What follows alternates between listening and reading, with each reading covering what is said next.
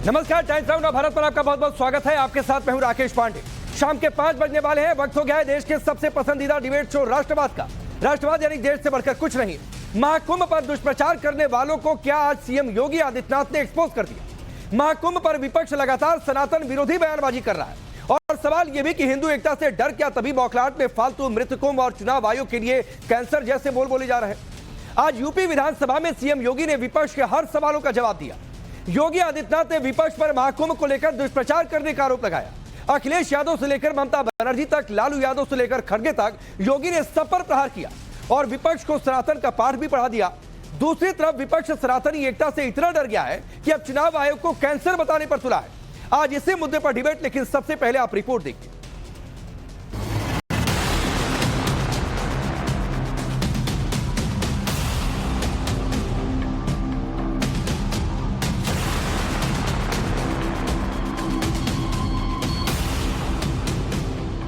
महाकुंभ के आयोजन के समापन में अब सिर्फ 7 दिन बचे हैं। अभी तक करीब 57 करोड़ लोग स्नान कर चुके हैं।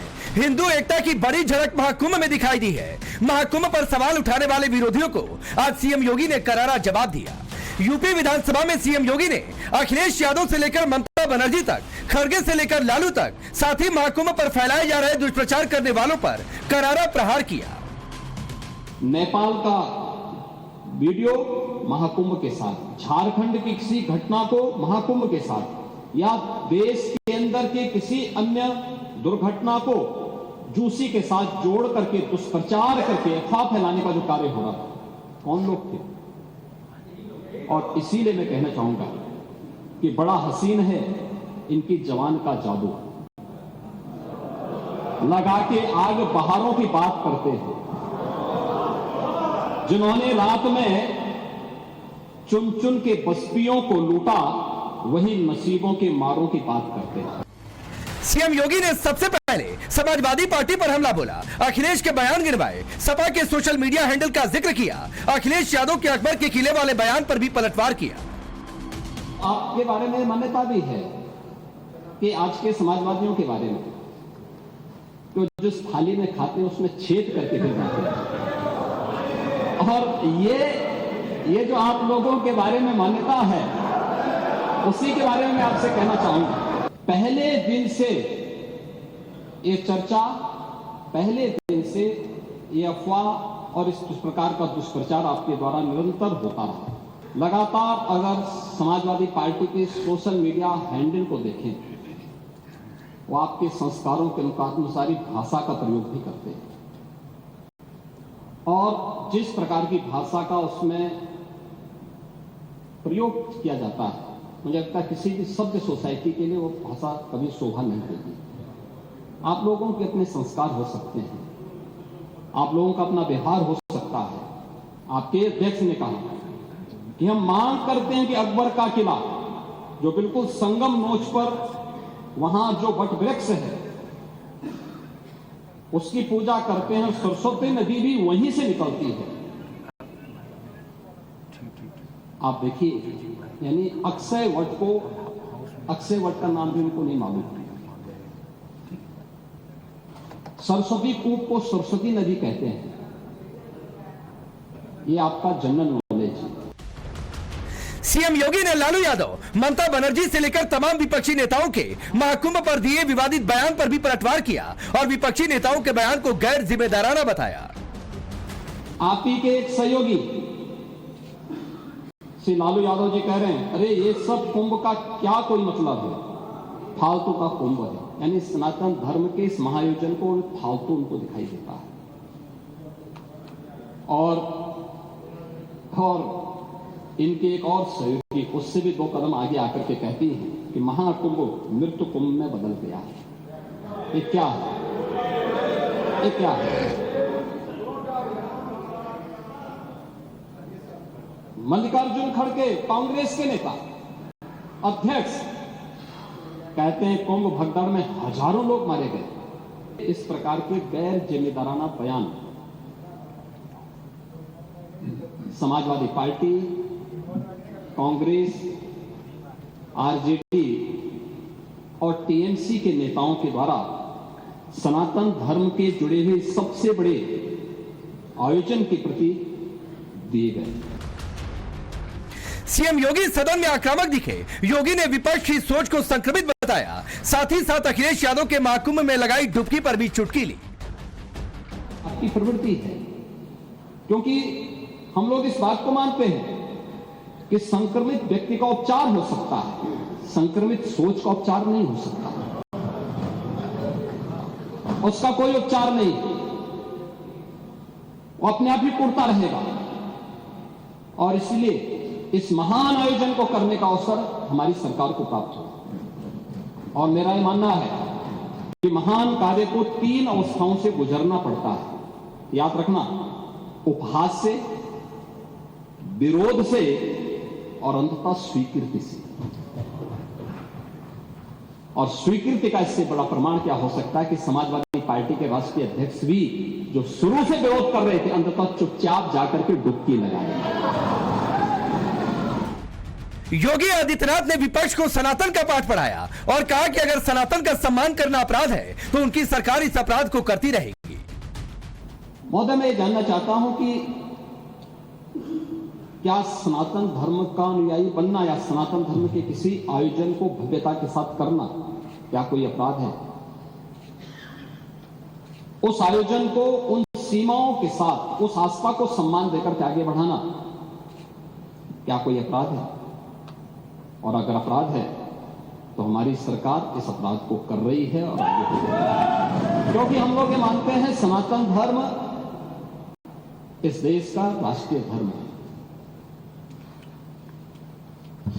सनातन धर्म की सुरक्षा में ही भारत के अंदर पल रहे हर मत और मजहब की सुरक्षा भी है और उनका सम्मान भी है और उनका गौरव भी है।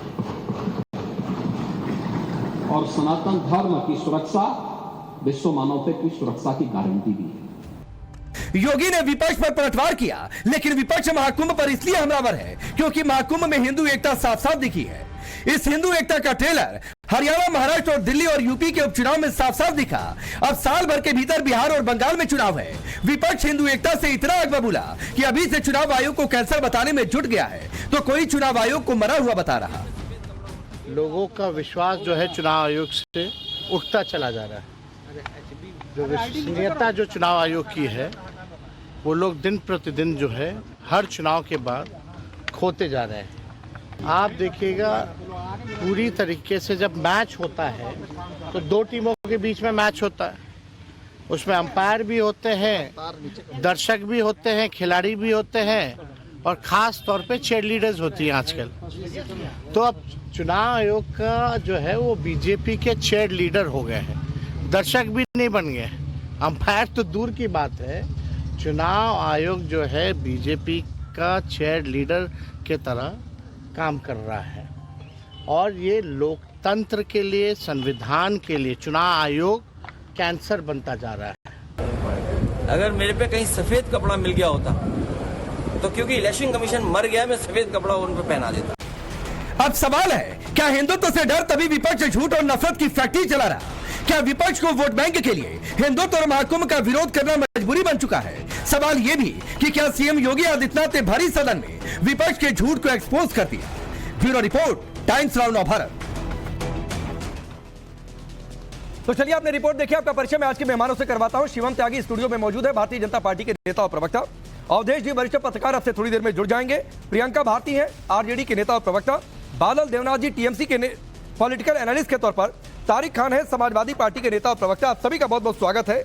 मैं तारिक भाई आपसे शुरू करता हूं। झूठ और नफरत की फैक्ट्री, और इसीलिए शायरी भी पढ़ दी आज सीएम योगी ने कि लगा के आग बहारों की बात करते हैं। शायरी में भी आधे से ज्यादा वर्ड उर्दू के थे। इसको कहां से लेके जाए? देखिए, उर्दू ना जो मोहब्बत की जबान थी उसको मजहब की जबान करा दी। अच्छा, एक बात ये भी नहीं जानते, योगी साहब की नॉलेज में मुझे हंसी आती है।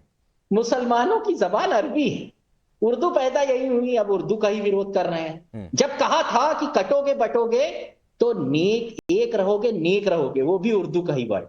जो वर्ड सुबह शाम बोलते हैं उसी का विरोध कर रहे हैं योगी जी। पता नहीं क्या मामला।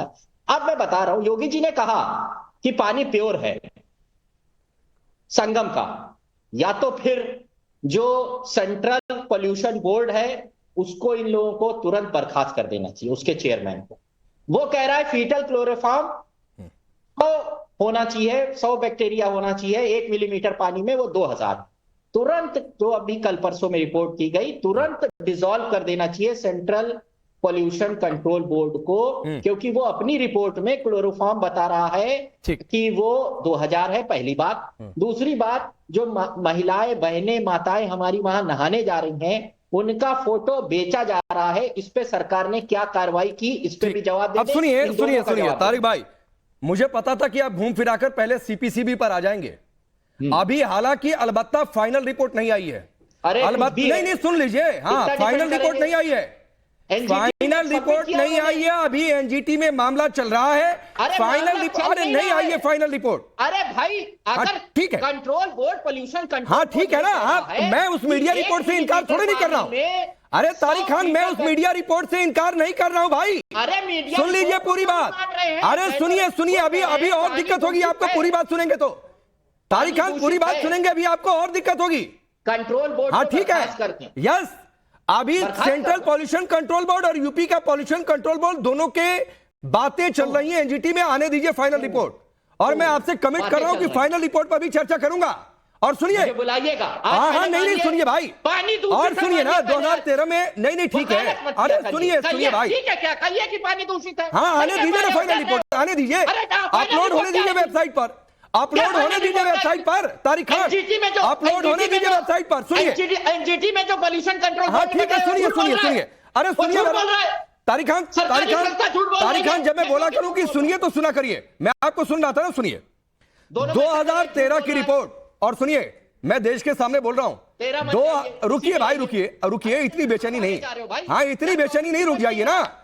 आपने भी कितने शुद्ध पानी में कुंभ करवाया था, वो भी बता दे जनता को, उसके बाद आएंगे। हमारे टाइम पे ना जाइए, हाँ क्यों ना जाए, कितना शुद्ध है, क्यों ना जाए, झूठ बोल रहा है, क्यों ना जाए, झूठ बोल रहा है। अरे सुनिए, सीपीसीबी की वेबसाइट पर जाइए।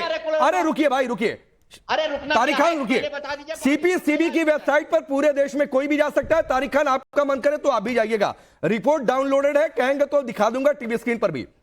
मैंने नोट करके रखा हुआ है, 2013 में गंगा संगम घाट पर, सुनिए, आप जिस फीकल कोलिफॉर्म की बात कर रहे हैं, 100 मिलीलीटर में 2500 से कम होना चाहिए। आपको पता है एवरेज कितना था 2013 में? 6,500, 6,475। 100 होना चाहिए, 100 नहीं, 100 मिलीलीटर में 2,500 एमपीएन होना चाहिए भाई। इसीलिए फिर कह दूंगा तो आपको दिक्कत हो जाएगी। रुक जाइए, सुना करिए। मिलीलीटर में 100 फीकल क्लोरोफॉर्म बैक्टीरिया होना चाहिए, 1 मिलीमीटर। हाँ, तो मैं 100 मिलीलीटर में 2,500 एमपीएन की बात कर रहा हूँ। हाँ ठीक है, सुनिए, मैं 100 मिलीलीटर की बातचीत कर रहा हूँ, जिस पैरामीटर में ये रिपोर्ट अपलोडेड है उसकी बात कर रहा हूँ। सुनिए तारिक खान, इतना बौखलाइए नहीं, शुरू में इतना बिल्कुल बौखलाइए नहीं। पानी गंदा है, 6,475, सुनिए 6,475 एवरेज बता रहा हूं। और जानते हैं संगम घाट पर मैक्सिमम कितनी क्वांटिटी गई थी? 21,000। ये 2013 की बात बता रहा हूं, जिसमें आप लोगों ने कुंभ करवाया था। और संगम घाट पर जो जल है वो शुद्ध रहे, नहाने योग्य रहे, ये स्टेट की जिम्मेदारी होती है, ये आपको बता दे रहा हूं। रुक जाइए, अभी ठीक कैसे है? अभी ठीक हो गया, रुकिए। और टोटल कोलिफॉर्म, अरे रुकिए भाई, अभी कैसे ठीक हो गया? टोटल कोलिफॉर्म मैक्सिमम 38,000 तक गया था। ठीक है, तो ये आंकड़ा है। तो कितने शुद्ध जल में आप लोगों ने करवाया था, ये तो अभी रिपोर्ट अपलोडेड है, कोई भी जाकर 2013 का देख ले उस पर।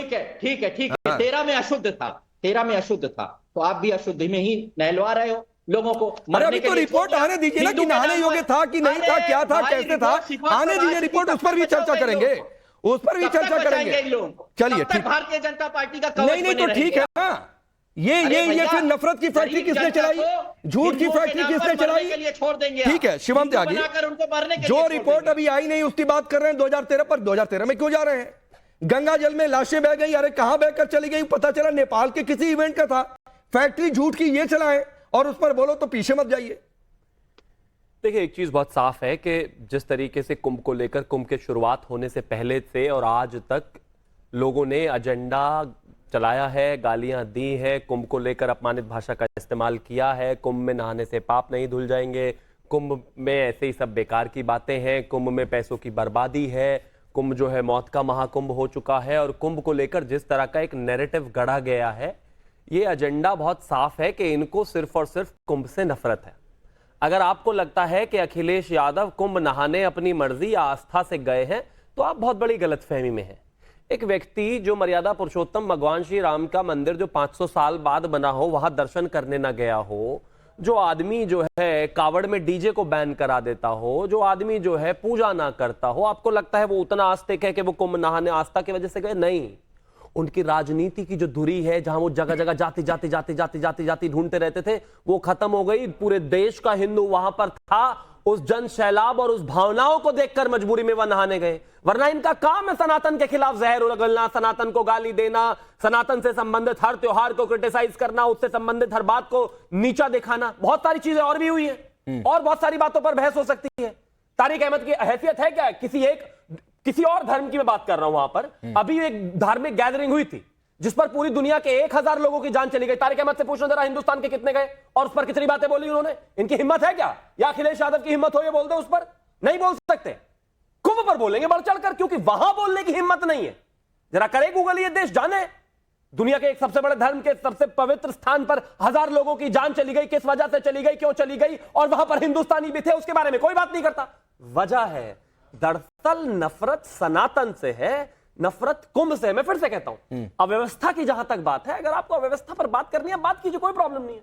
शिवम त्यागी पर सवाल उठाइए, सरकार पर सवाल उठाइए, व्यवस्था पर सवाल उठाइए, जवाब मांगिए। लेकिन कुंभ को गाली देना दरअसल सनातन को गाली देने का हिस्सा है और ये इनकी आदत में। ठीक है प्रियंका भारती, कुंभ को फालतू बता देंगे आपके नेता, सबसे बड़े नेता कुंभ को फालतू बता देंगे, फिर तो भाई शिवम त्यागी कह रहे हैं कि भाई फालतू बताएंगे तो ये नफरत को दिखाता है। यही बात मुख्यमंत्री योगी आदित्यनाथ भी कह रहे हैं।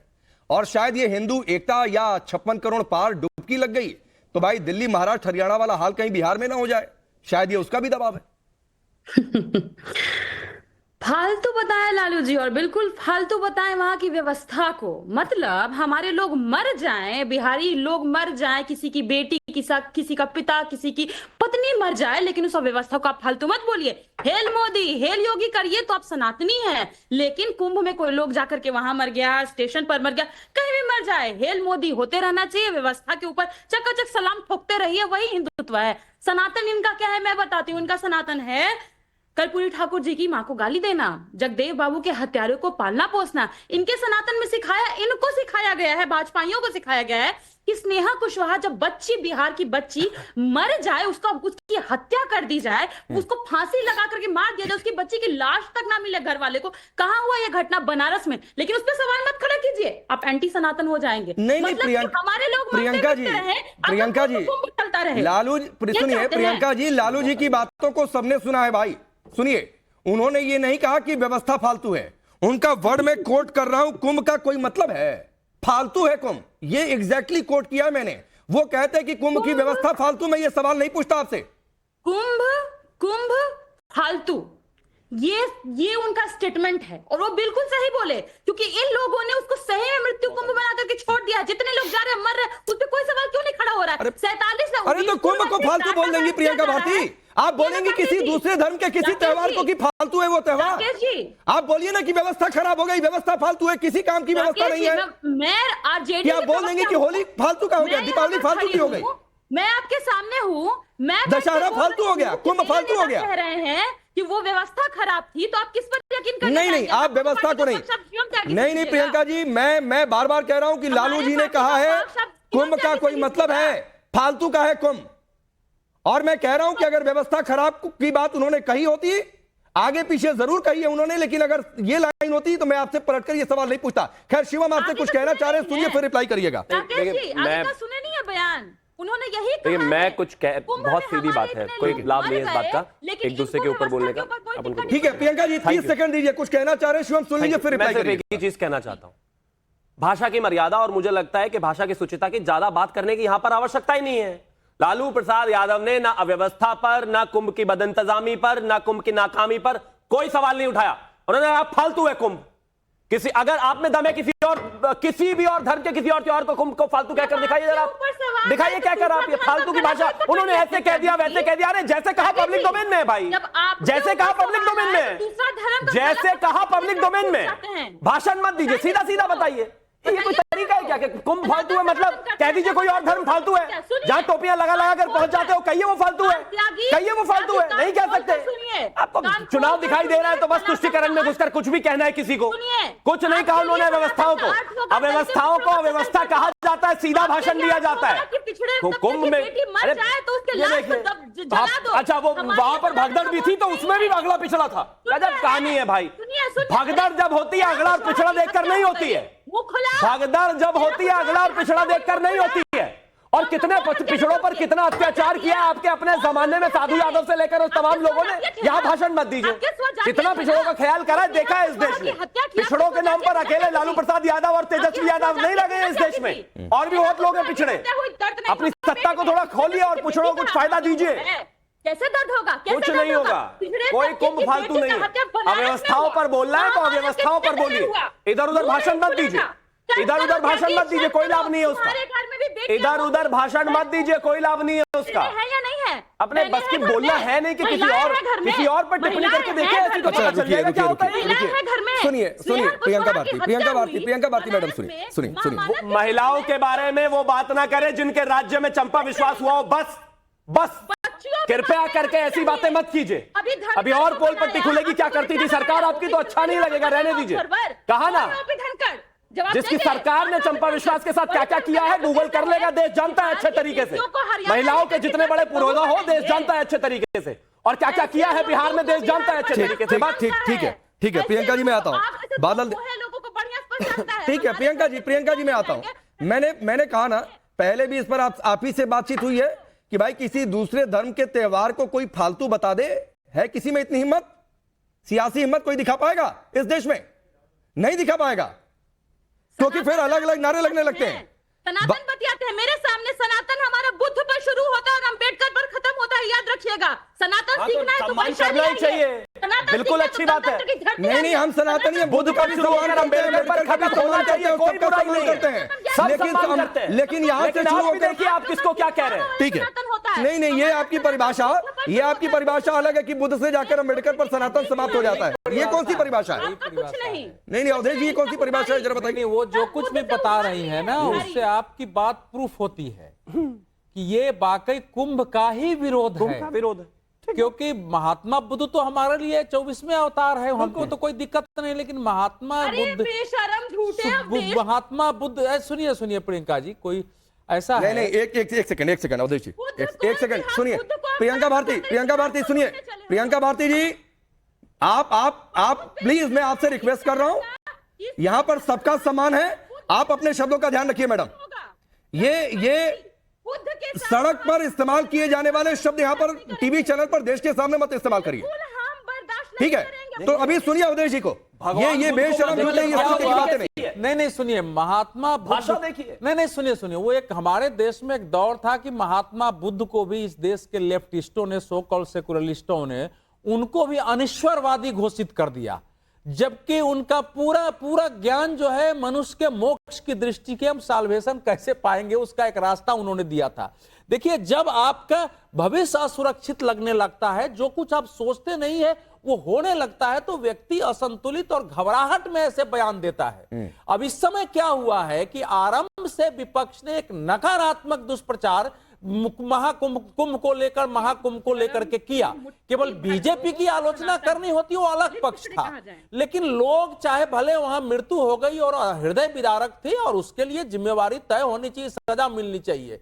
इसके बावजूद, भीड़ के बावजूद, जो करोड़ों लोग गांव शहरों से निकल के आ रहे हैं, वो एक प्रकार से दुनिया के इतिहास में आध्यात्मिक सांस्कृतिक क्रांति का एक महातस्वीर, एक महाभव्य तस्वीर पेश कर रही है। पूरी दुनिया में उस पर खबरें छप रही है, पूरी दुनिया स्टडी कर रही है कि ऐसा क्या है कि लोग एक डुबकी लगा के इसमें क्या महसूस करते हैं, कितना कष्ट होकर जानते हैं। तो क्रांतियां अनेक प्रकार से हुई है, भारत आध्यात्मिक सांस्कृतिक क्रांति का देश रहा है। अब उसमें जो विपक्ष के नेता हैं वो समझ नहीं पा रहे हैं कि इसका राजनीतिक प्रत्युत्तर कैसे दिया जाए। राजनीतिक प्रत्युत्तर, ठीक यही स्थिति राकेश पांडे जी अब ये बोलते हैं, उस समय तो थी भी नहीं, ठीक यही स्थिति जब अयोध्या आंदोलन शुरू हुआ था तो ऐसे ही उसका मजाक उड़ाया गया था। ये तो बेकार है, इसका कोई प्रभाव नहीं है, जनता समर्थन भी नहीं है, और बीजेपी 2 से पहले ही चुनाव में 85 पहुंच गई। तो इसके राजनीतिक फलितार्थ देख करके सबके अंदर भय पैदा हुआ है। और ममता जी को तो दिल्ली के बाद पश्चिम बंगाल दिखाई दे रहा है, अखिलेश जी को 2027 दिखाई देने लगा है, और बिहार में तो इसी वर्ष चुनाव है, लोकसभा चुनाव का। हाँ ठीक है, ठीक है, और साल भर के अंदर ही सब जगह चुनाव है, साल भर के अंदर ही सब जगह चुनाव है। अब बादल देवनाथ जी ये बौखलाहट ही है, क्योंकि भाई दुष्प्रचार तो बहुत हुआ। आ रहा हूं प्रियंका जी, एक बादल देवनाथ जी को बोलने दीजिए। दुष्प्रचार तो बहुत हुआ और बहुत कोशिश की गई लोगों को भरमाने की, मत जाओ रे भाई वहां कोई व्यवस्था है नहीं। जबकि हादसे के बाद लोगों की जान गई, उस दिन 10 में से 9 लोग मानने को तैयार नहीं थे कि अव्यवस्था की वजह से जान गई है। बोले for the time, at the time कुछ लापरवाही हुई है, उन अधिकारियों पर कार्रवाई होनी चाहिए, लोगों की राय थी। लेकिन लोग ये मानने के लिए तैयार नहीं थे कि अव्यवस्था हुई है। अब मैं आपसे सवाल कर रहा हूं, जो बात अवधेश जी ने कही कि भाई दिल्ली, महाराष्ट्र, हरियाणा, ये ट्रेलर जो आप लोगों को दिखा है, या यूपी का बाई इलेक्शन, तो बिहार में भी चुनाव है, बंगाल में भी चुनाव है, एक साल में वहां पर भी चुनाव हो जाएगा। तो भाई ये बौखलाहट है कि ये जो सत्ता बनी हुई है, कहीं ये इतनी हादसों के बाद भी जो भीड़ जा रही है, अगर उसका कुछ अंश भी अगर वोट में कन्वर्ट हो गया तो क्या होगा? तभी मृत्यु कुंभ बता देंगे। राकेश जी, आपने बहुत कुछ सवाल पूछ लिया, बहुत सवाल पूछ लिया, लेकिन मैं आपको एक सवाल करना चाहता हूं, आप सारे पैनलिस्ट को। पूरे देश के अंदर, और इससे पहले हजारों साल पीछे चले जाइए, अब एक आदमी, एक साधु को दिखाइए जिन्होंने त्याग किया और बाहर पूजा चर्चा किया, नहीं, लेकिन एक साधु ने, वो एक राज्य का राजा बन गया, एक गिरुआ भसत बन लिया, और उसके बाद वो देश के राजा है, पूरा प्रशासन उनके साथ है, 4 गाड़ी लेके 10-12-20 गाड़ी लेके घूमता है। ऐसा एक साधु दिखा दीजिए, कौन साधु है? पूरे विश्व में दिखाइए, लेकिन यूपी में है एक साधु है जो त्याग किया। आपको गेरुआ से दिक्कत है, नफरत भगवा से है। देखो नफरत आप खुद ने जाहिर कर दिया। बादल देवनाथ हुए चेहरे सामने आ रहे हैं कि आपकी समस्या भगवा है, आपकी समस्या सनातन हिंदुत्व है, सब दिखाई दे रहा है। उनका बहुत सारा भाषण सुना। नहीं, बादल देवनाथ जी सुनिए भाई, बादल देवनाथ जी सुनिए, आपको इस देश के इतिहास से, आपको इस देश की प्राचीनता से दिक्कत हो सकती है सर, लेकिन इस देश का इतिहास ही वैदिक है, सनातनी इतिहास है, और साधु संत इस देश की परंपरा में है। आप मानिए ना मानिए, आपकी पॉलिटिक्स को सूट करें ना करें, बादल देवनाथ, ये आपकी समस्या है। सुनिए, और आपने जो बातें कही हैं, ये बात बादल देवनाथ जी आपने साबित कर दिया कि मृत्यु कुंभ सोच समझकर कहा गया है। मृत्यु कुंभ इसलिए कहा गया है क्योंकि सनातनी जमावड़े से दिक्कत हुई है। मृत्यु कुंभ इसलिए कहा गया है कि एक गेरुआधारी सीएम कैसे बन गया, और उसके स्टेट में महाकुंभ हो रहा है, लोगों की जान चली गई, उसके बावजूद रेला नहीं रुक रहा है। क्या हो रहा है? लोग डर नहीं गए भाई, डराने की कोशिश आप लोगों ने की है। बंगाल से 3,500-4 हजार बसें रोज निकल रही है बंगाल के कोने कोने। आपने कभी देखा है? नहीं, अच्छा एक बात बादल देवनाथ, नहीं सुनिए, आपके बंगाल में, सुनिए ना भाई, अरे सुनिए बादल देवनाथ सुनिए, आपके बंगाल में चुनावी हिंसा में कितने लोग मरे? क्यों नहीं कहा कि बंगाल को चुनाव में मृत्यु कुंभ बना दिया? है हिम्मत कहने की? ममता बनर्जी के राज में गंगा सागर में भगदड़ हुई थी, जो सबसे हिंदुओं का इतना बड़ा तीर्थ है, वहां मृत्यु हुई थी 2017 में। शिवम त्यागी, एक बात बहुत साफ हो गई, और वो साफ ये हो गई, प्रियंका भारती समय दीजिए, काउंटर ले लूं फिर आता हूं। एक बात तो साफ हो गई, और साफ ये हो गई कि इनको गेरुआ से दिक्कत है, योगी के सीएम होने से दिक्कत है, और महाकुंभ में लोग डरकर रुके क्यों नहीं घर में, इस बात से दिक्कत है। बस इतनी सी तो बात है, यही साबित करना था कि इनको जहर, इनको नफरत हिंदू सनातन गेरुआ से है। मतलब मौलाना आजाद मंत्री हो सकते हैं, लेकिन एक संत जो है मुख्यमंत्री नहीं हो सकते, उसमें इनको प्रॉब्लम है। देश की आजादी के तुरंत बाद एक व्यक्ति मंत्री हो सकते हैं मौलाना होते हुए, लेकिन एक संत जो है मुख्यमंत्री नहीं हो सकते। इस बात से बहुत दर्द है बादल देवनाथ को। क्यों जी, क्यों नहीं हो सकते? क्यों नहीं हो सकते बताइए ना। अगर मौलाना मंत्री हो सकते हैं तो एक संत जो है मुख्यमंत्री हो सकते हैं, और कोई भी मुख्यमंत्री हो सकता है, क्यों नहीं हो सकते भाई? क्या दिक्कत है इसमें, क्या परेशानी है? आप तो समझ अगर रहे ममता हैं, बनर्जी जो है हिंदी भाषी होते हुए, बंगाली भाषी होते हुए उर्दू में शायरियां लिख सकती हैं, उनकी एक किताब लिख सकती हैं, तो कोई कुछ भी हो सकता है भाई, ऐसा नहीं चलेगा। तुष्टीकरण के लिए आप कुछ भी बन जाओ और सामने एक व्यक्ति अपनी ओरिजिनल आइडेंटिटी रखते हुए एक राज्य का मुखिया नहीं बन सकता, ऐसा नहीं है। बीच में नहीं चिल्लाना बादल देवनाथ, मैं सिर्फ एक चीज कहना चाहता हूँ, यहाँ पर इनको शिवम की बात पूरी होने दीजिए, फिर प्रियंका जी आ रहा हूं। यहाँ पर सिर्फ एक ही बात है, शुरुआत से ही पहले दिन से लगातार कहा गया, मैं फिर से कहना चाहता हूं, चाहे वो लालू प्रसाद यादव हो, चाहे वो ममता बनर्जी हो, चाहे वो इसके अलावा खासतौर पर खड़गे जी हो, चाहे इसके अलावा राहुल गांधी हो, चाहे इसके अलावा अखिलेश यादव, कोई भी हो, कुंभ की अव्यवस्था पर हर किसी को अपनी बात रखने का अधिकार है, एक विपक्षी होने के नाते किसी भी व्यवस्था पर सवाल उठाने का अधिकार है। लेकिन जब आप कुंभ को फालतू बताते हैं, जब आप कुंभ को बोलते हैं कि ये तो सिर्फ यहाँ पर तो खर्चा होता है, खर्च करने की व्यवस्था है, यहाँ पर नहाने से गरीबी नहीं मिटती, इस तरह की चीजें बोलते हैं, जब आप कुंभ पर सवाल उठाते हैं तो आप सीधा सनातन पर सवाल उठा रहे हैं और आपकी इच्छा वही है बस। प्रियंका भारती बोलिए, आप इशारा कर दीजिए। सुनिए शिवम त्यागी जी, सनातन सनातन करते हैं, सनातन का अर्थ हमारे लिए बुद्ध से शुरू होता है और संविधान पर खत्म होता है। ये रिपीट हो चुका है आपका पहले, मुझे लगता है इसकी आवश्यकता नहीं है। बेहतर होगा कि आप हमें ये बताएं कि सनातन को गाली दे क्यों रहे हैं, और आगे सनातन को गाली दे क्यों रहे हैं, वो बेहतर होगा उस पर जवाब दीजिए। आप जिस तरीके से चाहे मान सकते हैं, सनातन को कोई परेशानी नहीं भाई। ये नई आरजेडी की फौज है, प्रियंका जी, तो ये नई फौज नहीं तो आरजेडी को बर्बाद कर दिया। एक मिनट, इस फौज की वजह से इस टीम में घूमे जाता है। शिवम शांत, अवधेश जी, प्रियंका जी, नहीं बिल्कुल सुनो राकेश, अरे वैदिक वेद को खत्म कर दोगे, मैं उसी सवाल पर आ रहा था। पुराणों को खत्म कर दोगे, उपनिषदों को खत्म कर दोगे, इतने ऋषि मुनि उन्होंने महिलाएं, नहीं मैं इसके साथ कुछ और कह रहा था। अवधेश जी प्लीज 10 सेकंड रुकिए। एक तो प्रियंका जी, आपने अवधेश जी के लिए गलत शब्दों का इस्तेमाल किया और शिवम त्यागी के लिए गलत शब्दों का इस्तेमाल किया। मैं आपसे कह रहा हूं कि सड़क पर बैठकर डिबेट नहीं चल रही है, तो तू चुप हो जा, ये हो जाए, वो हो जाए, ये शब्द ठीक नहीं होते। प्लीज ऐसे शब्दों से बचा करिए भाई।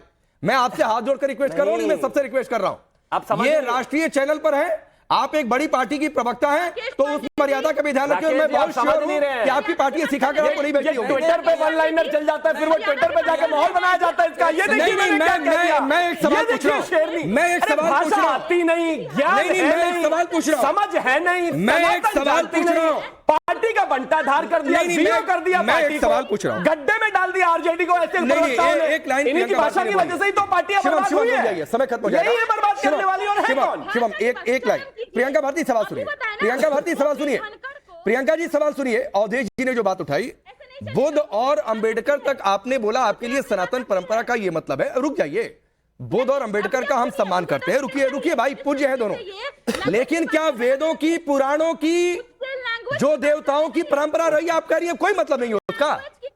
नहीं आप बताइए पहले जो सवाल पूछा।